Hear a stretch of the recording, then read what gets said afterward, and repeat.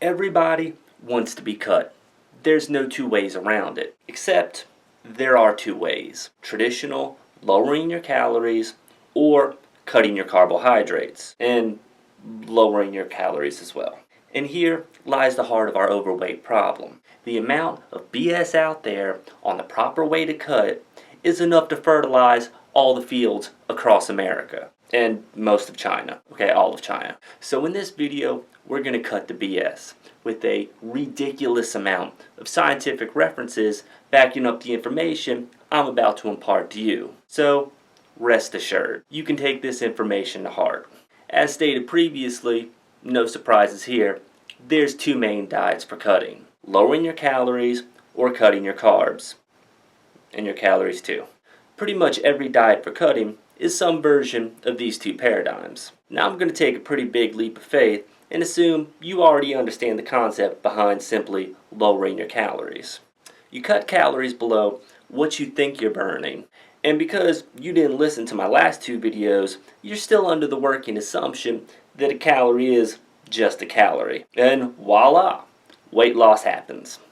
You dropped a couple pounds. Some of it was fat, but some of it was muscle mass as well, and you may look marginally better. But what's the rationale behind low carbohydrate dieting? I'm going to try to make a complex subject as quick and simple as possible. First off, we all know that insulin is a building hormone. It transports raw materials to cells for construction. It's anabolic. But anabolic doesn't mean that it just builds muscle. Anabolic simply means that it builds something. And you know what insulin's great at building?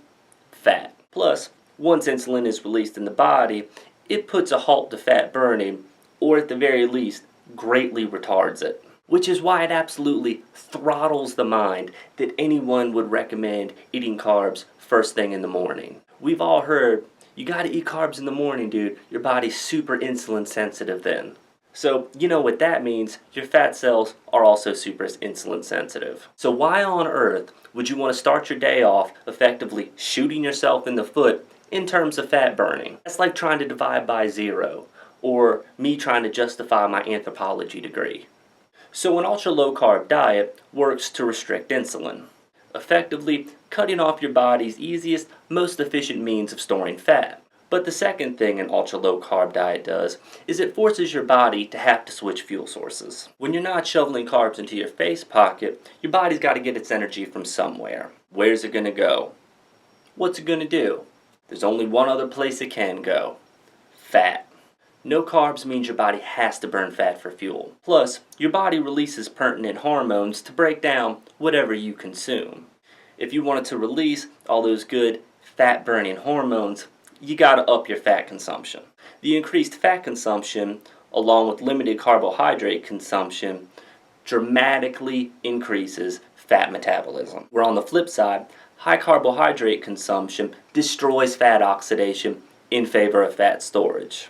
Which is why pre- and intra-workout carbohydrate consumption is completely idiotic if you wish to have any hope of burning fat at maximum efficiency during said workout. Fantastic. Instead of eating brown rice and skinless chicken breast for the rest of your ill-conceived cut, which tastes like cheap cardboard and broken dreams, as opposed to the more expensive cardboards, suddenly bacon, butter, chicken thighs, collard greens, they're all back on the table. Not only is their consumption allowed, it's encouraged. You need that fat.